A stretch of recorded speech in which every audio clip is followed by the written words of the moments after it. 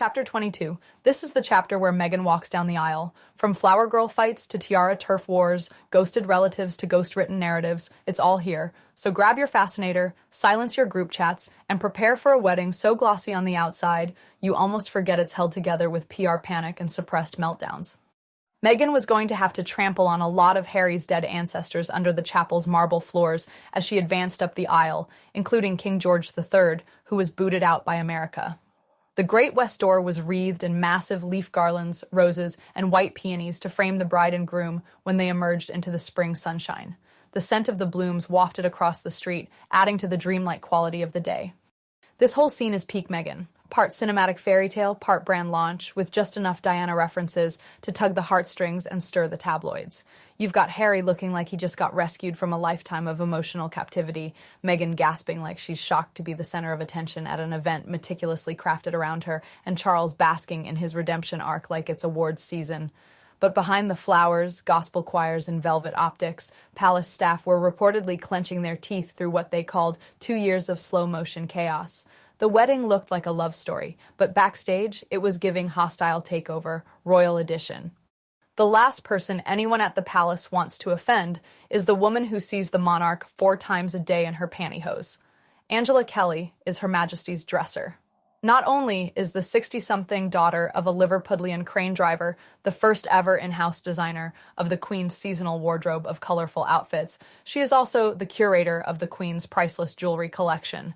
The Queen appreciates Kelly's caustic humor, valuing her as a truth teller, and though none of this is a secret at court, Meghan did not or could not perceive the difference between the Queen's personal aide and a contract stylist at NBC Universal. A blow-up occurred when Kelly willfully, as Meghan and therefore Harry saw it, denied the bride-to-be access to the Queen Mary Bandeau tiara for some styling sessions with her hairdresser, and her fiancé fired off like a missile to make it happen. In Finding Freedom authors, Omid Scobie and Carolyn Duran lay out a scenario in which Harry, after repeated calls for access to the tiara for his fiancé's hairdressing rehearsal, was rudely stonewalled by Kelly. What's missing from this account is how fed up, by this time, many palace aides were with Meghan's demands and those of her husband. Meghan would say, "I'll just do whatever you want me to do," a source told me vehemently, while meanwhile she eventually got the chapel she wanted, the preacher she wanted, the choir she wanted, the dress she wanted, the tiara she wanted, the candles she wanted, the location for the after party, the chef, the entertainment, the guest list. No one said no to anything. Ah, the great tiara tantrum. Because what's a royal wedding without some pre-ceremony palace drama featuring Meghan mistaking the Queen's most trusted gatekeeper for her personal glam squad?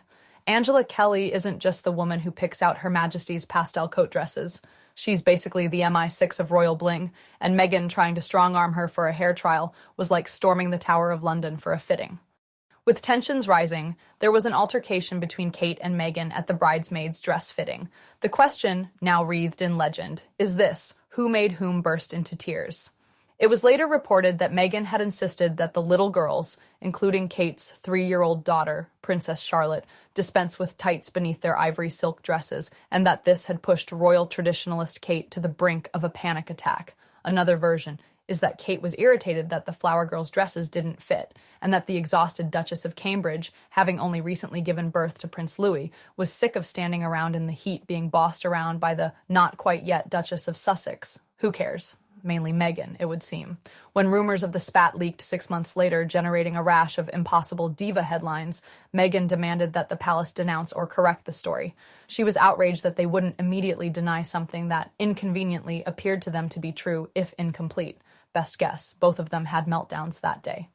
What makes this Picayune controversy worth noting is its curious afterlife. In her March 2021 Oprah interview, Meghan took the opportunity of addressing a global audience of 49 million to assert that it was she, not Kate, who had been made to cry. 3 years after the wedding, she was still, at the height of the COVID-19 pandemic, obsessing about the palace's refusal to correct the dopey bridesmaid story in answer to questions she could have briefly dispensed with. So why didn't Harry help navigate palace culture for his future wife? He didn't want to. Their new complicity required Meghan to fight all the norms he had kicked against for so long. She was now his comrade in arms. An aide described their confrontational stance to me as a mutual addiction to drama. Oh, my favorite, the legendary Tights Gate, because apparently world peace hinged on whether Charlotte wore hosiery. This wasn't a fight about flower girl aesthetics, it was two duchesses melting down under the weight of silk, heat, and mutual contempt. Serena Williams, David and Victoria Beckham, Priyanka Chopra, Elton John, and the cast and producers of Suits all received gold-embossed invitations. The celebrity guests were a portrait not of Meghan's intimate circle, but of the friends she most wanted to recruit. Oprah, whom Meghan had scarcely met, if at all, was seated in prime pew real estate opposite the Queen. Her pastel pink Stella McCartney dress had been whipped up overnight to replace the one in beige she suddenly feared would photograph white. Human rights lawyer Amal Clooney, who floated up the steps of the chapel in a stunning liquid yellow dress and wide-brimmed tea-tray hat, was seated with the debonair George opposite Princess Margaret's son, Viscount Linley. Rachel Johnson, sister of Boris, alleged in a column that Princess Diana's former flatmate turned to the star couple alongside her in the pew and asked how they knew Harry or Meghan. "We don't," she said. The Clooneys answered brightly. Great, the Clooneys didn't even know the couple, and admitted it mid-ceremony. But hey, they looked great on camera. The whole thing screamed less sacred union, more networking gala with vows. Though Americans are more inclined than the British to exclude difficult or embarrassing relatives, wiser heads would have recommended that Meghan grit her teeth and invite Samantha and Tom, with PR clamps firmly in place. "We all have black sheep in our families, don't we?" Lady Glenconner said to me, "but you know you have to somehow round them up and get them on side and bring them all in and stick them somewhere." Meghan opted not to go this route. She was a brand now as much as a bride, and the famous, the beautiful, and the influential would fill the pews of St. George's Chapel. Reduced to the role of Cinderella's step-siblings, Samantha and Tom Jr. doubled down on the trash talk about Meghan to the receptive tabloid press. Tom Jr., in an interview with the Daily Mirror, blabbed that Meghan's refusal to invite them has torn my entire family apart. Samantha let fly a barrage of negative tweets. It's time to man up. Shout-outs about humanitarianism don't work when you are allowing Meg to ignore the Markles. In one of the more grotesque moments of the family smackdown, Tom Jr. wrote an open letter to Prince Harry that appeared in Touch. It was not too late, Tom Jr. said, to realize this is the biggest mistake in royal wedding history, and in prose that sounded like it was written with a bread knife, proclaimed Meghan is a jaded, shallow, conceited woman that will make a joke of you and the royal family heritage. Reeling, Meghan called her father and begged him to tell her half-siblings to call off the dogs. "She was getting mad at me," he told me when he spoke to me from Rosarito. "She kept saying it was up to me to handle it, but I don't know of any parents that can control their 50-year-old children. I can't defend what my son said or why he said it. I would actually blame most of the things that were printed on a couple of reporters that drove up to Oregon and took him out every night to a bar. And I do mean literally every night. They would feed him things and then they reported it." This is where the fairy tale hits a Florida-shaped pothole. Meghan wanted a Vogue-approved guest list, not her tabloid-prone half-siblings clinking glasses with Oprah, but ghosting the family completely? Bold. Instead of damage control, she left them to spiral in public, which they did spectacularly. Open letters, tabloid rants, and Twitter tantrums that read like rejected Real Housewives scripts. Meghan may have been trying to protect the optics, but it all backfired, and the mess she tried to avoid became the main event.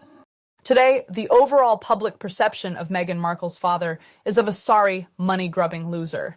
Not content with embarrassing his daughter by selling fake pictures of himself to the media prepping for the wedding, he then stiffed her before the royal family and the world on the biggest day of her life after torturing her about whether or not he would show up. Yet it rankles him to this day that Harry failed to show him the respect of coming in person to meet him even once before asking for his daughter's hand in marriage on the phone. It did not help Tom's mood that his ex-wife received a visit at her house in LA from 2 reps from the British consulate bearing the official engagement announcement by the palace, but that he, her father, was treated like a second-class citizen. When the world's press showed up in Rosarito banging on his door, looking for dirt, Tom found the experience rattling in the extreme.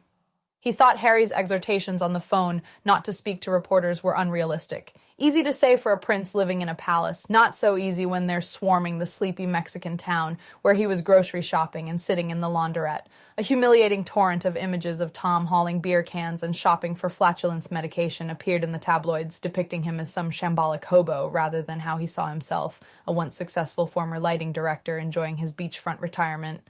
All of us who worked on General Hospital were horrified about how Tommy was portrayed, one of the production team told me.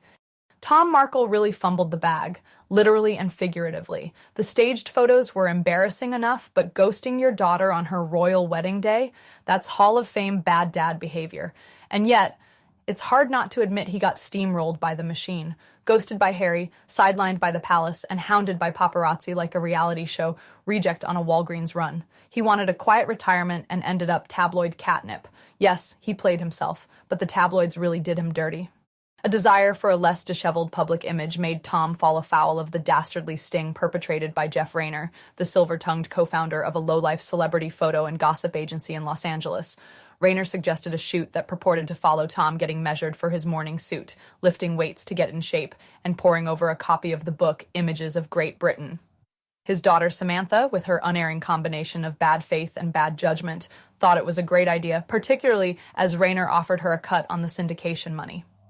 The sham fell apart when the Mail on Sunday published closed-circuit footage showing that Tom had colluded, with the footage held for maximum impact until the week before the wedding. "I thought I was doing the right thing, which obviously I was not," Markle told me gruffly. "It was a mistake." It is hard to imagine more mortifying revelations for Meghan, who thought she'd finally crossed the bridge into her fairy tale future, only to have her banished kin rear up to grab her by the ankles and drag her down into the slimy deep. Palace officials began, for the first time, to feel sorry for Meghan, while among the senior royals, the anxieties about her joining the firm entered a whole new realm of alarm.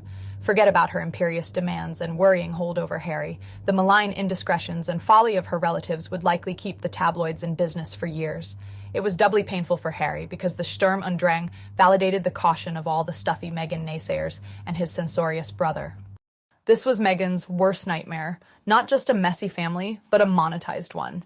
And Samantha taking a cut? Of course she did. By the time the CCTV footage dropped, Meghan's carefully curated royal debut was circling the drain, and even the palace started feeling sorry for her, which tells you just how bad it was. Unfortunately for Harry, every chaotic headline gave ammo to the told you so crowd inside the firm. Texts to Tom Markle from Harry in this fevered moment, which later emerged in the Sussex's court case against the Mail on Sunday's parent company, Associated Newspapers Limited, show that he was terrified when Tom wanted to issue a public apology in case he got himself further embroiled. "Tom, Harry again," he wrote, "really need to speak to you. You do not need to apologize. We understand the circumstances, but going public will only make the situation worse." The shock of finding himself the butt of the world's scorn was so shameful to Tom, it doubtless contributed to what happened next, a minor heart attack. Meghan was now living her own version of Harry's Truman Show. Her father was talking to the celebrity website TMZ instead of to her. She had to log on to discover, first, that he was feeling too embarrassed to attend the wedding, and next, that he had changed his mind and was coming after all. There followed a tabloid opera buffa that riveted the world about whether or not the bride's father would get on the plane to London and walk his daughter down the aisle at Windsor. Then, nothing. Silence, a second heart attack, and Tom Markle bailed on the wedding for good. With his daughter's frantic texts beeping on his phone, the father of the bride sank beneath the waves like a traveler on the Titanic. He blamed his vanishing act to me on a lacerating phone call from Harry while he was recovering in his hospital bed. Harry said, "If you had listened to me, this would not have happened to you." At that point, I said, "That's the snottiest man I've ever heard in my life." And I hung up on him. I said, "That's it, no more." After that, they never called me again. Ever, he told me. Meghan has since claimed she called him over 20 times. What a slow-motion car crash this is. Harry's text read like a panicked intern trying to stop a PR wildfire, while Meghan was busy refreshing TMZ. By the time the second heart attack hit, Tom had fully ghosted, not just the royal family, but his daughter, the press, and common sense. And that final Harry phone call? Yikes. "If you had listened to me," is not what you say to someone in a hospital bed. The drama was almost as traumatic for Harry as it was for Meghan. Once again, the media had found a way to wreak incalculable damage on someone he loved, this time by ensnaring her father. As the prince said when the news of their love first broke, "Some people think this is a game. It's not a game. It's her life." The pre-wedding torture of Tom Markle was press malfeasance at its most unpardonable, driven by a commercial cynicism that had a tragic human outcome. Basically, the driving of an enormous permanent wedge between Meghan and her father. Ultimately, a ravaged Tom watched the fairy tale wedding of his daughter on TV, like everybody else, alone in a $30 a night Airbnb in Tijuana that he rented to get away from the press. "My baby looks beautiful," he said. "I will always regret not being able to be there and not being able to hold my daughter's hand." For all the mess, this part actually stings. Tom Markle, broken, and watching his daughter's royal wedding alone in a budget Airbnb is a tragic image you can't really snark away. Yes, he made terrible choices. Yes, he got played. But the media turned him into a punchline, and Harry and Meghan were too deep in their own war with the firm to pull him out. In the end, everyone lost, but Tom lost alone, with a broken heart. And that was the royal wedding that launched 1,000 headlines, some glowing, most chaotic, and all deeply revealing. Meghan got the gown, the gospel choir, and the global spotlight, but lost a father, half a family, and whatever shred of palace goodwill might have existed. Harry got love, and a front row seat to the media firestorm he always feared. Stay tuned. The honeymoon phase doesn't last long in Windsor.